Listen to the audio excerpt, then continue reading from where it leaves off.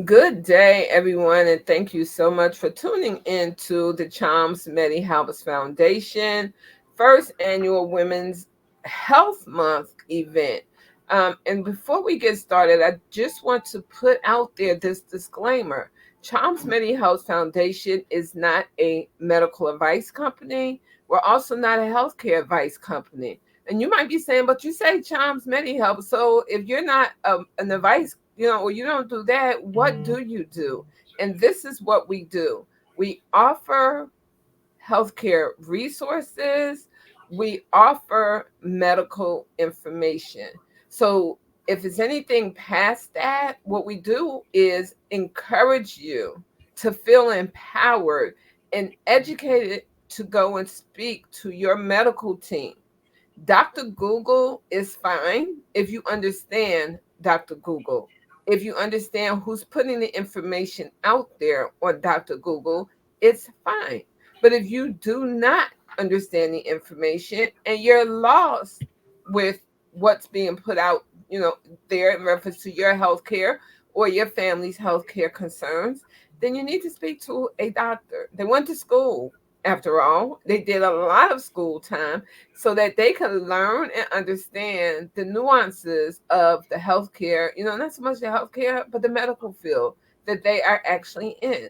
So do yourself a big, big favor and use the information that we give you as a stepping stone, but don't stop there. Continue on until you speak to a licensed medical provider and get the information that you need. And if it's information that you need and you're just not getting it, like I say all the time, switch doctors. Switch doctors till you get a doctor who is willing to work with you, on what you want from your healthcare team. Patient centricity is just that, focused on the patient and what that patient, not so much what the patient wants, but what the patient needs. And all of us, including myself, because I am a patient, including myself, what we need is doctors that understand that empathetic Mhm. listening and empathetic speaking is a skill which they must have in order to capture my attention, in order to make me compliant in what they're putting out. And thus is the same thing for all of the patients that we service, where we give them medical information as well as show them and teach them how to access healthcare resources that they may think are not available to them, but they are available to you. It's just you have to know where to go. So, with that being said, let's get on with it, right? Today's topic is be fast. This is for women. Once again, this is Women's Health Month. May is Women's Health Month. And I'm telling you, the title of today's conversation is Be Fast. And you might be saying, well, Sandra, what is Be Fast? So, what I'm going to do is I'm going to introduce you to our clinical board member who we turn to and I turn to when I have clinical questions, because she was trained to be a registered nurse. She's been in the field for 20, 30 years. So she's been there a long time. So she actually knows what she's talking about. And if she doesn't know what she's talking about, she won't tell me, Sandra, well, I think. She'll say, let me find out for you and I'll give you an answer, right? That's you don't want a doctor to tell, or a nurse for that matter, to tell you, well, I think, because yeah, well, I'm not paying you to think. If you don't know, go find me the answer, right? Especially if you're not comfortable finding the answer on your own. So without further ado, I'm going to turn it over to Miss Carolyn Coleman. Mrs. Carolyn Coleman. She is going to delve into the topic of women and strokes, what we need to know in order to be fast. So the key word for today's discussion is fast. So, Miss Carolyn, could you please tell us a little bit more about what you do, on an everyday basis, where you've been at as far as your professional career is, your professional clinical career, as well as your professional career? Because I'm sure that healthcare is not the only thing you do. And so, if you could tell us more about you, that would be great. Thank you, Sandra. Thank you for having me. Yes, I am Carolyn Coleman. I am a registered nurse. I'm a case manager as well. Been in nursing about 38 years. I've been an RN for 38 years. So, critical care is my background. I'm a part of Charms Medi Health Foundation. I'm a part of the Birmingham Black Nurses Association, as well as the National Black Nurses Association. Forbes Black. I am an author. I do like to write fiction though, but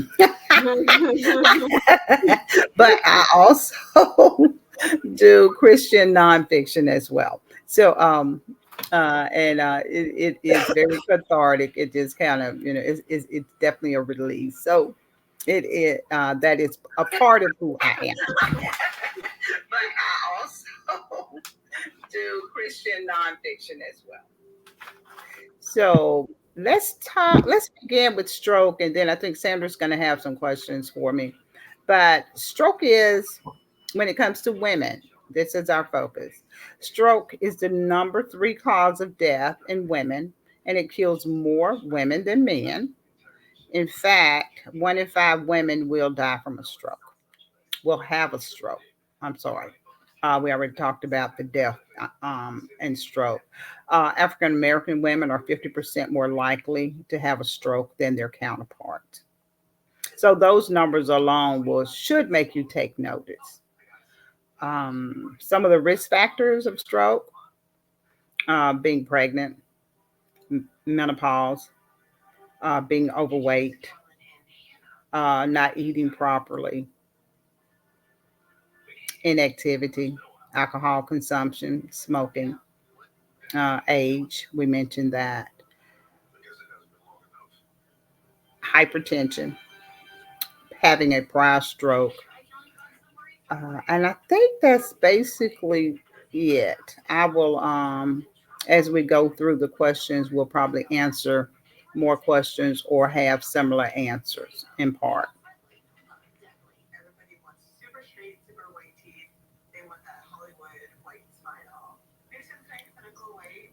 I'm talking and I was muted. So I'm like, okay, well, she didn't hear that, nor did anyone else. Okay. It's been a minute since I've been on StreamYard, so forgive me for that snafu. So what I would like to know is, what are the risk factors for strokes in women? Okay, diabetes, hypertension, having a prior stroke, obesity, smoking, alcohol consumption, pregnancy, um, and menopause. So those things you need to control. Consistent high levels of cholesterol can cause plaque buildup, which can lead to heart attack, stroke, heart attacks and stroke. Um, the LDL should be below 55, and the recommendation is limit your fried foods and your fatty foods. The HDL, which is your good cholesterol, removes the cholesterol from your bloodstream and carries it to the liver where it is removed from the body. And it should not be above 40. So I'm saying those numbers because we do need to know our numbers. We need to know what our cholesterol level. We need to know about our blood sugars or our A1C. We need to know what our blood pressure, our weight. All of those are numbers that we need to be cognizant of. And in just knowing your numbers, you'll know what to work on to reduce those numbers or get them within normal limits for you. And thank you so much for that information. The next question I have for you is, how can women, and I don't even want to say this just for women, I actually want to, the way that the question is worded is, how can women recognize the signs and symptoms of a stroke? But many times we as women are with, our husbands, our boyfriends, we're with, the other gender. And so, how would they, as well as ourselves, how will we be able to, know that we're experiencing a symptom or showing a sign of a stroke? Well, you started it off by saying be fast. So be fast. Balance is for B. So if you notice your gait or your walking is unsteady, or you're attempting to trip, attempting to fall, or falling, that could be a sign. E is for eyes, blurry vision or loss of vision in one eye, both eyes fading in and out. Your visual field will fade in and out. Um, Facial drooping, arm weakness or arm drift. If you hold your arms up to their sides or in front of you, and one is drifting down, that's what we recognize as arm drift. You can have weakness on one side, right side, left side, and slurred speech. And T is for time. It's time to call 911. Do not drive yourself. Do not have anyone else to drive you. Go ahead, call 911. The ambulance personnel can maneuver through traffic better, and they can potentially start you, um, send the information to the hospital before they get there. So that's cutting out some of the time, because time is of the essence, and we have a certain window, 3 hours from door to treatment or from symptom to treatment, and you don't want that window to close. So if you had these signs and symptoms a day prior or early this morning and now it's late afternoon, you are definitely outside that window. That does not mean you don't need to be treated. You still need to proceed to the emergency room for an evaluation and or treatment. And a lot of times we ignore our symptoms. Oh, it'll go away. I'll get to feeling better. But some of the odd symptoms that we may not recognize, in the literature, it states hiccups, okay, or some nausea. So they found that more in women than they found in men. Why? I don't know. But hiccups can be a sign, nausea can be a sign as well. And we know when we're nauseated, have I eaten? Did I eat too much? Did I eat something that didn't agree with me? We're going to find a way to justify why we're having what we're having, because most of us just don't want to be sick. But if it happens, seek treatment. Don't delay your care, because you could potentially save your life or decrease any side effects you would have. What we like to say, their residual is not that bad, meaning we caught it in time. And yes, 9 times out of 10, you're going to have some therapy, but that's okay. That's what you need as part of the treatment modalities. And thank you so much for giving me that information. One of my next questions was, what unique challenges do women face when it comes down to having a stroke versus men? And you just answered that, and when you said, hiccups are one of the things that has been known, and the data has shown that women have having hiccups. And I'm not talking about, okay, you have a hiccup once, Mhm. and then an hour later you have another hiccup, right? We're talking about repetitive hiccups where they're uncontrollable and you really don't know why they're having it. And it's important for us to bring that up. Like when we talk about hiccups in women, why is it important for us to bring that up? And it's this: we live, and I don't even want to say we live, because many of us do not live, but we are a part of, and our mission in the Charms Medi Helps Foundation is to ensure that under resourced and underserved communities and marginalized communities have access to um, the very same services, quality services that many in those communities that we are here for and that we service don't have access to. And so, with that being the case, one of the five social one of the five social determinants of health talks about that, is the health literacy rate. So when we say hiccups, for a lot of people, especially if they're like in a second or third grade level, reading level or comprehension level, right? When we say hiccups, they're like, okay, well, I had hiccups last night and I had like five of them. Like she's saying that could be a sign of a stroke, and they're rushing to their doctors to say, hey, you know what? I heard that I may be having a stroke because I have hiccups. And, it gets blown out of proportion. So it's important for us to, say, hey, look, we're not talking about, you have a hiccup and then you have another one a couple of hours down the line. And we're talking about repetitive hiccups. If you need more information in reference to, okay, well, how repetitive should they be, right? That's why it's important for you to talk to your doctor, right? I could talk to my doctor and he could tell me something totally different than what your doctor would tell you, because no two patients are the same. No two patients, the patients, we may have the same diagnosis, we may have the same prognosis, but it will present differently in you versus differently in me. That's why we have to ensure, once again, that people who listen and people that follow Medi House Foundation and say, oh, well, they're in health, they're a healthcare nonprofit or they're a medical nonprofit or whatever, because that's in our name. It's important for them to understand that we're not giving you, what we're giving you is information. What we're hoping you do with that information is not sit down and say, okay, well, they said this and that's what it is. We're encouraging you to go and speak to your medical doctor and speaking to your medical team so that they can address you and the signs that are showing up in you, right?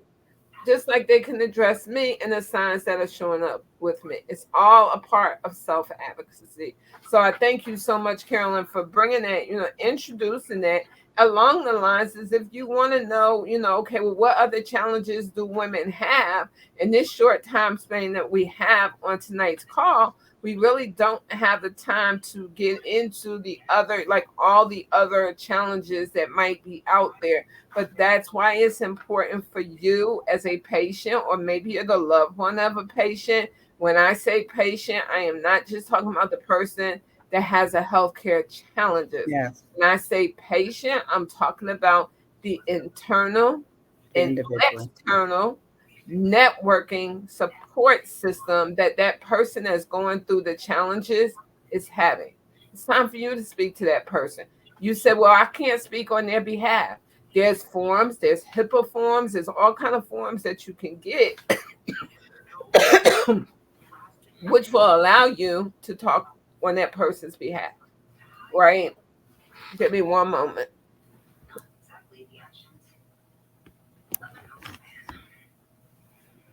And while Sandra is getting a sip of water, birth control is a risk factor as well. Birth control can increase your blood pressure. We know women are on birth control. We know women have babies. And your blood pressure can increase while you're pregnant. You know you're going to pick up some weight. You also have a potential for your blood pressure to rise. So you definitely don't want to, what's the term they use now? They were lost to care, meaning you were not compliant in your visits. And it's not just pregnancy, but your follow up visits with your physician, with your healthcare provider. Don't have them to write that in your chart that you were lost to visits, you don't show up, or you're non compliant with your medications. Be compliant with your medications. And also, age 55 and older are more at risk when it comes to women for having a stroke. So, you need to know your numbers. You need to advocate for yourself and not showing up at your physician's office, not being compliant with your medications, not being compliant with your diet. This is affecting you. It's not affecting your healthcare provider. And they would love for you. They want good outcomes from their patients as well. So they really encourage you to be compliant. Now, there are certain lifestyle changes that women can do to reduce, women and men can do to reduce the risk of stroke. If you're overweight, let's lose some weight. If you don't exercise, begin. And I'm not saying you need to get out there and be doing those tactical maneuvers. Just start a walking regimen. Get a nice pair of tennis shoes. I guess that's what they call them these days. Gym shoes, workout shoes, and make sure they fit well. Make sure they're comfortable, and start walking. And 5 minutes up, 5 minutes down. That's 10 minutes. So if you're not accustomed to doing these things, start out slow and work your way up, but work at your pace. Don't try to get with that walker that walks all day, every day.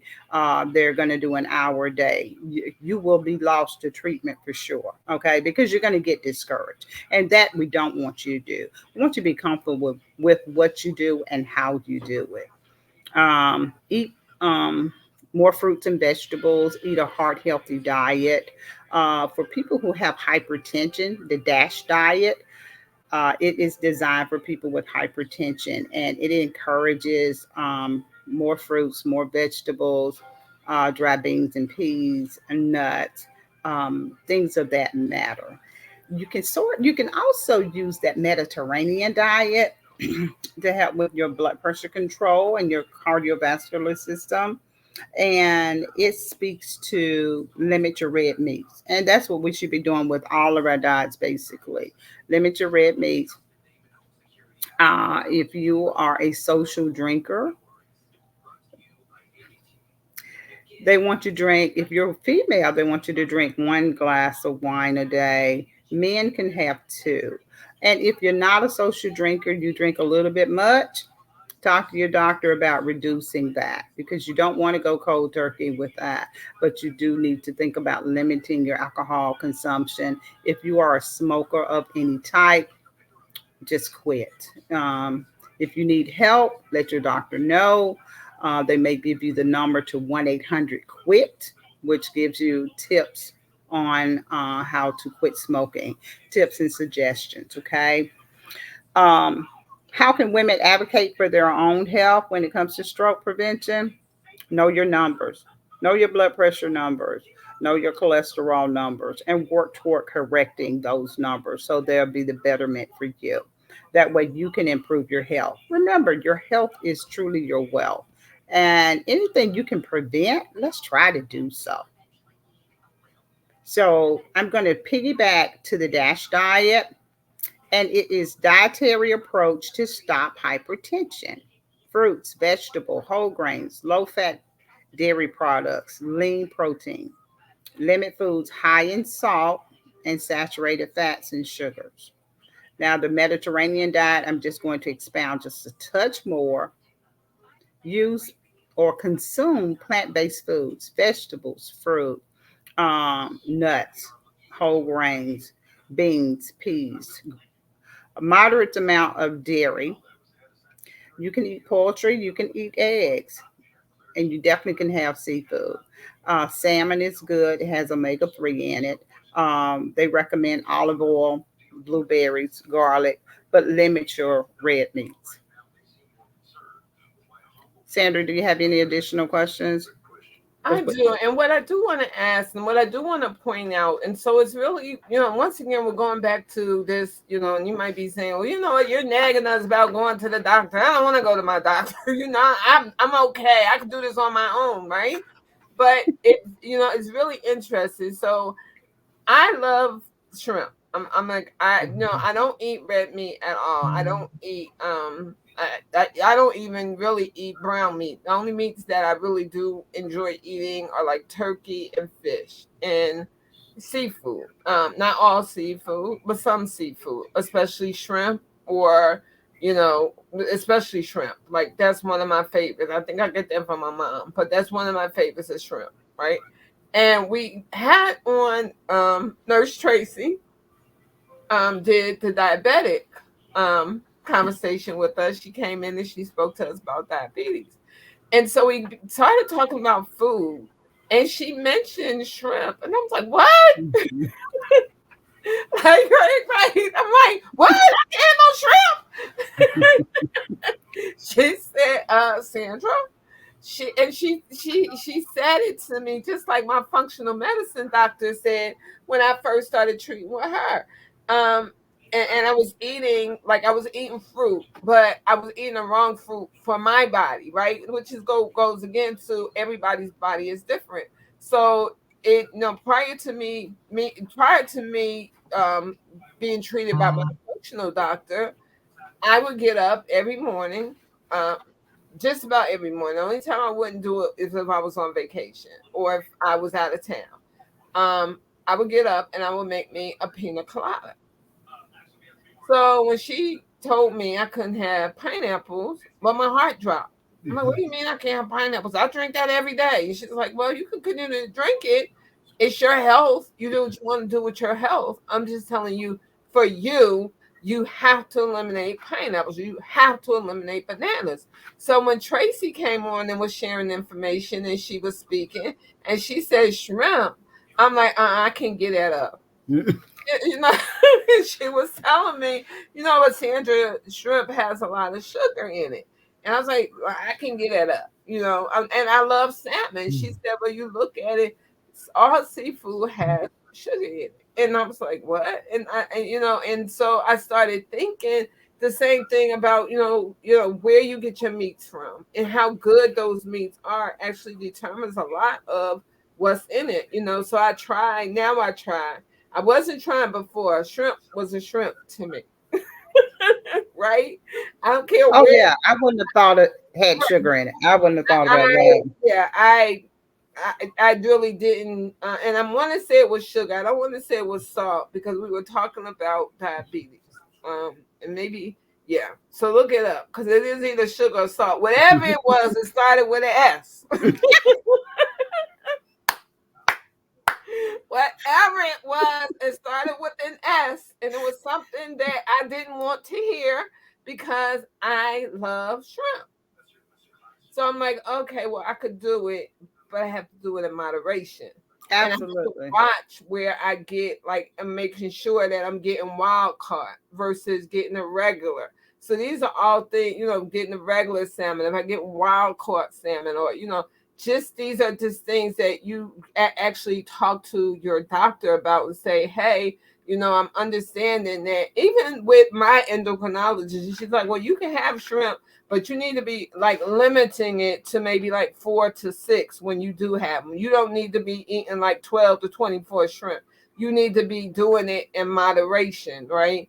And so that's me and that's my body. And that's what my body is telling me I have to have or that I need to have to be on the safe side. So as we talking to our doctors, we can ask them, hey, I'm understanding that, some seafoods aren't really good for us. Can I have all seafoods? What seafoods do you not recommend I have? I know white fish is supposed to be really good for you, but other types of fish and other types of seafood, just check with your doctor. The other one she told me about, Miss Carolyn, that I almost fell out my chair when she said it was crab, because I love me some king crab. Mm-hmm. And to hear that it's really not good for me, I'm like, okay, well, I got to do that in moderation, then, because I can't. If I'm forced to give it up, I'll give it up. Which is what happened with me when I was told that I had chronic kidney disease. I was told, okay, there's some things that you need to eliminate from your diet if you want to keep this at bay. It was either I continue to eat like I wasn't supposed to eat, right? And put myself at a greater chance, because now that I'm 50, put myself at a greater chance of having a stroke because that's a known factor, right? Or saying, hey, look, let me take control of myself, which is what I'm hoping all women do, regardless as to what age they are. I'm responsible for my body. I need to put into my body only those things that are good and nutritious for me and take some of them things out. Because if you don't, what Miss Carolyn just said, strokes are at there, 5 top health conditions, 5 top health diseases that women are known for having. Stroke is up there. So, do what you need to do to, make sure that you're taking care of yourself where you're eliminating those foods.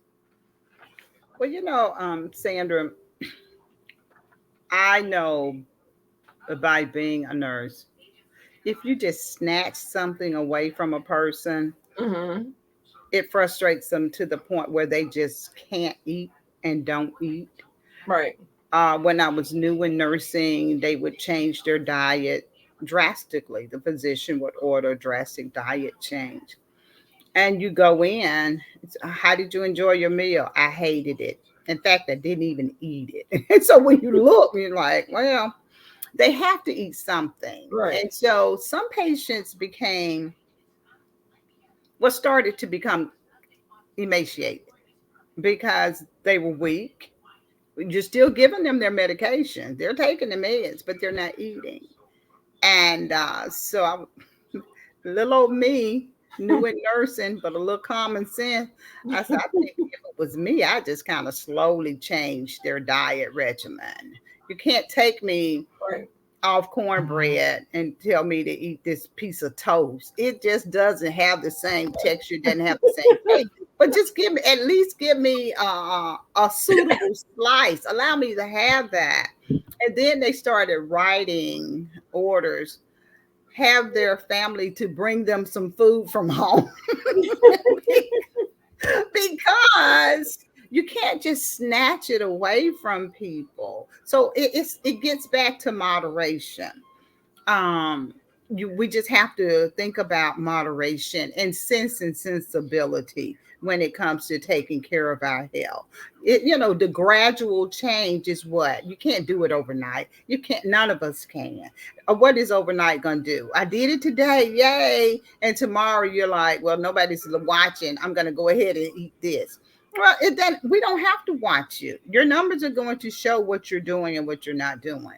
But I say in moderation, slowly make the changes because it's going to benefit you. Like I say about exercising. If you're not accustomed to exercising, don't go out there and try to keep up with Miss Dottie, who's been walking 2 miles a day. You're just starting out. Slow your roll, but things that you can change. And I'm not saying smoking is easy. I've never smoked. I'm not thinking it's easy because I like dessert. So if you tell me I have to stop eating my desserts, then, you know, I feel like I'll be going through withdrawal just like that smoker is going through withdrawal. So if it's anything like that, we don't need to, we just need to do it in moderation. So that's kind of my tip to the trade. Uh, as Sandra said earlier, always consult your healthcare provider. And if you're having a serious attack of any type, shortness of breath, you think you're having a heart attack, what does that telephone call say when you call the doctor? If this is an emergency, call 911. So don't wait on your doctor to call you back. You need to call 911 and proceed to the nearest emergency room. And that is what I tell all of my patients every day. Call 911. Proceed And to you the know nearest what? emergency room. That makes so much sense, and I'm glad you reiterated it. And once again, let me go back. Please double check because once again, I don't want anybody saying, Sandra, you said that shrimp got sugar and it ain't got no sugar in it. Go back and redo your own research. It's either sugar or shrimp, but I know for a fact it's an S word. Is one of the ones once again that I'm not supposed to have. But I will actually also tell you this: it's the same thing for when you work in an insurance company. I know for a while I worked in an insurance company and I worked on the customer service rep area, and I will often get calls from patients that would tell me that they're trying to reach their doctor and they're having a hard time reaching their doctor and they want to put a complaint in. Well, talking to them led me to know that they were having a major crisis. And I'm like, well, why are you on the phone trying to complain about your doctor when you going through an emergency situation? Your doctor Agreed. ain't gonna be able to do anything to help you. Call 911 and be fast. I agree. It's not necessarily that you're having a stroke, but if you notice that your heart is palpitating, especially women, if you notice your heart is palpitating faster than what it should, you notice that you're really weak or you're dizzy or you're lightheaded, stop. right? I'm telling you to be fast, but now I'm gonna flip that and tell you to stop. I will never forget. Mom, I was in the 12th grade in high school, and my mom was taking me to school, and because I didn't drive, my mom was taking me to school, and I went into her bedroom. Well, she was sprawled across the bed. She was actually having a stroke. We rushed her. She was rushed to the hospital. And the doctor, when I went in, well, I was actually in her room when her doctor came in, and her doctor asked her, did she not know that she was sick? And her response to him was, I have 5 girls. When I got time to sit and think about being sick? Well, I'm telling you that personal story because it speaks to me. The fact that I remember it all these years later, as I'm now an older woman, it speaks to me and it tells me that yes, my children are important. Yes, my husband is important. Yes, my family and the patients' families that I help are important. But nothing is more important than me. We cannot pour from an empty cup. We cannot That's true. make anything, like we can't put anything in that cup that isn't supposed to be there. So we have to stop. We have to think, and we have to say, well, if I leave here today or tomorrow in a, in a hall, a U-Haul, not U-Haul, but a hearse. If I leave here today or tomorrow in a hearse, who's gonna take care of my family, right? True. When you could be here doing it, but you were so, putting yourself last and putting everybody else first that it never dawned on you. Now it's too late. We can't help you. You can't help yourself, right? But there are things that you should be able to do. So stop. At some point in time, be fast, but then stop and pause. And after that pause, go back to that be fast again. But don't just continue to be fast, be fast, be fast, and get yourself hung up in something that you can't, you can't undo, right? Be proactive about your health is basically what I'm telling you. Be very, very protective about your health. I haven't been, there are days and times even now that, I put others before I put myself. But I, came to the realization that I can no longer do that. I have to put me first. I can't pour from an empty cup. I can't even try to pour from an empty cup. When Sandra's empty cup is empty, it starts to tear and rip at the seams because it's no good. It's of no use to anyone, especially me. So I'm asking all of you, women, as you're listening to this, take care of yourself. Slow down enough to smell the roses around you and watch what's going on in front of you. Your job will always be there. And if it's not, guess what? You're smart enough. We're all smart enough to if we Can can't get another one. at at that corporation and we get let go, let's look at what else can we do, right? But we have to take care of ourselves.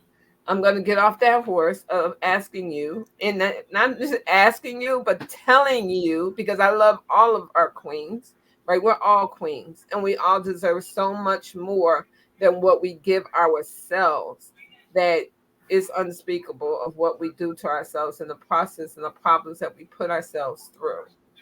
I do want to ask you now, what resources, before we close out, what resources are available for women seeking more information about strokes? Okay, I pulled the information for this talk from healthcare.gov, the CDC, American Stroke Association, National Stroke Association, National Institute on Aging. And that's where I pulled the majority of this from. And I was going to close with basically what Sandra closed with.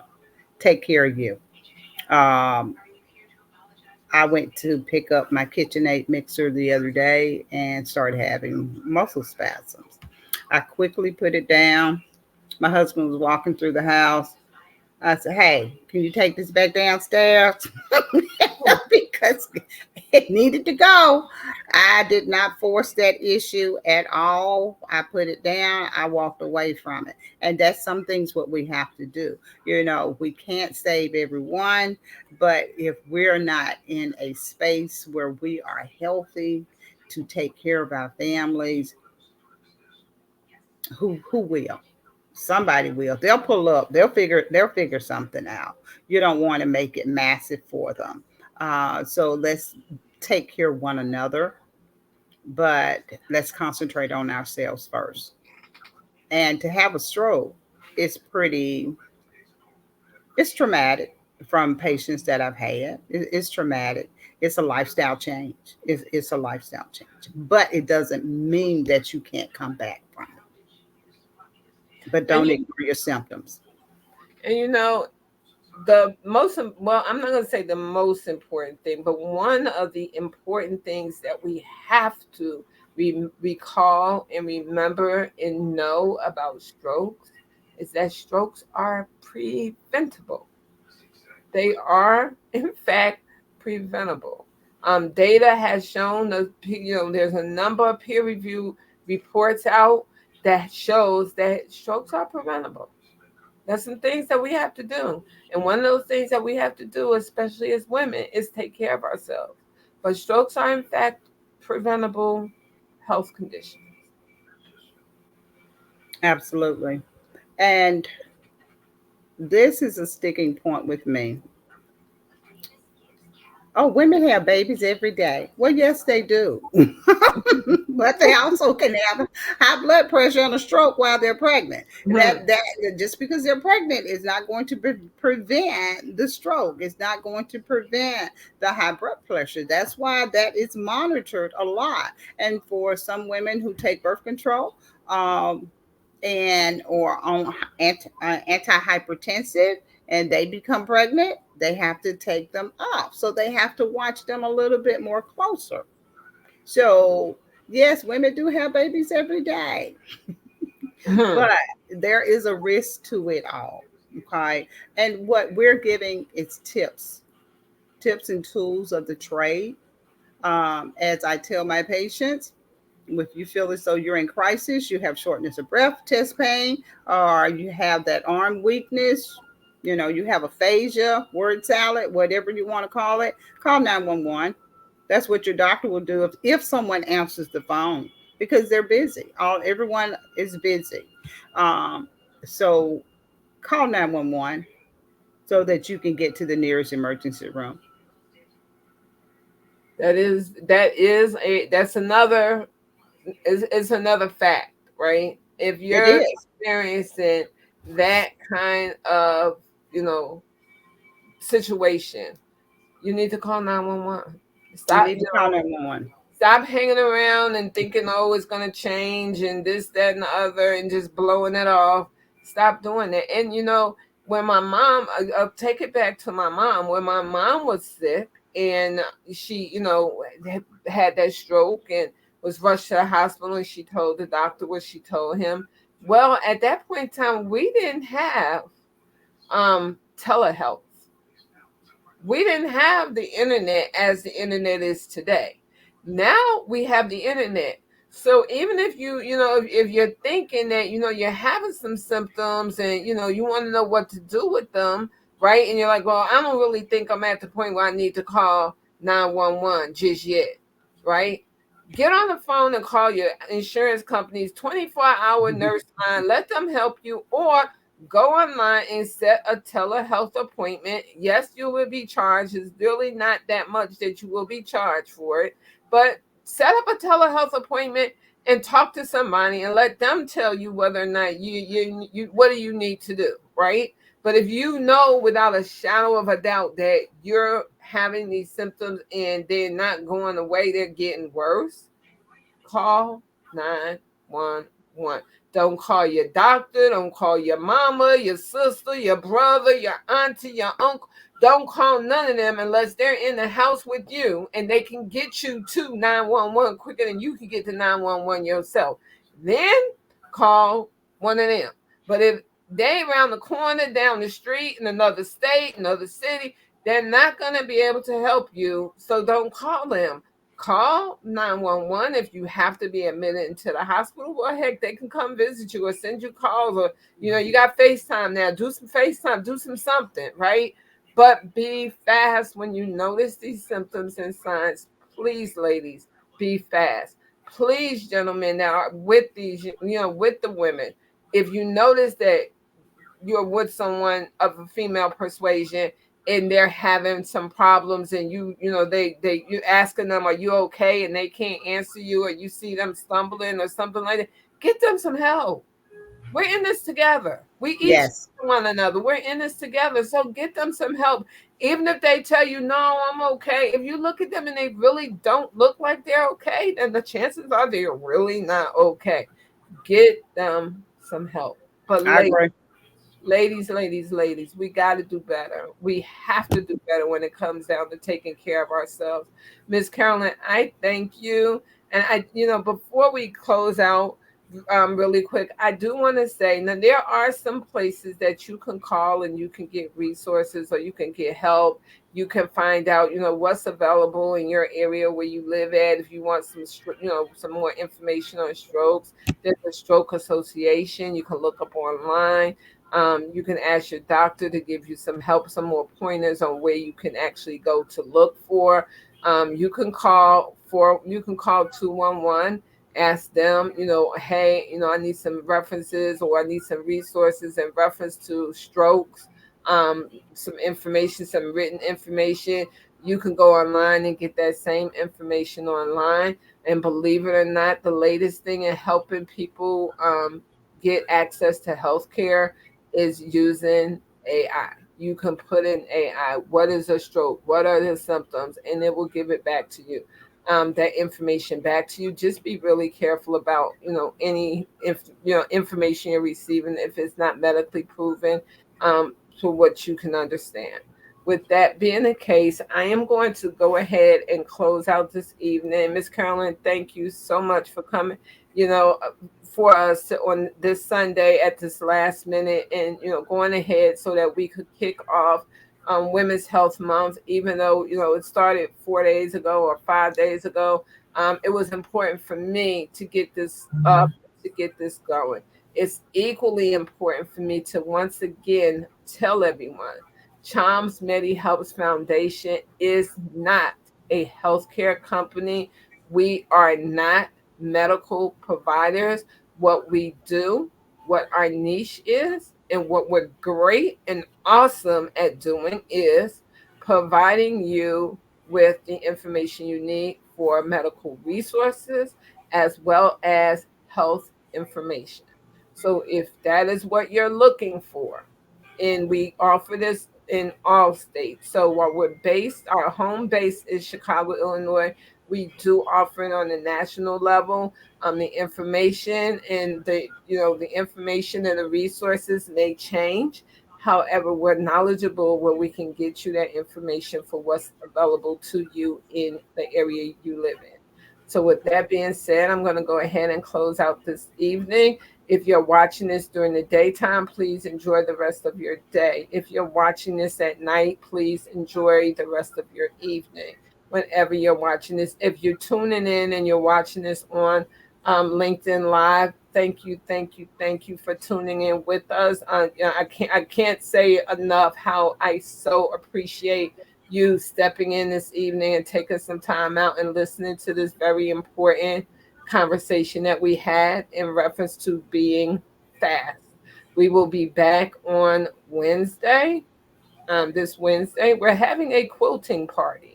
If Oh, you know more about the quilting party, and this quilting party is a special quilting party, and I want everybody to know about this quilting party, because even if you don't quilt, there are those in your community, the women in your community, who need you to help them as they quilt. So with that being said, and I do, yeah, I keep saying that with that being said, one more and final thing, I can't forget.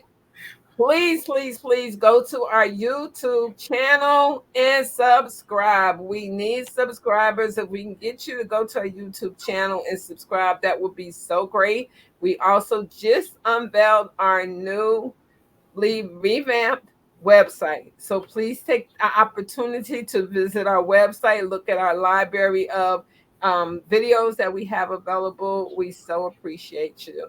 Good night and good day. Good night. Thank you for having me.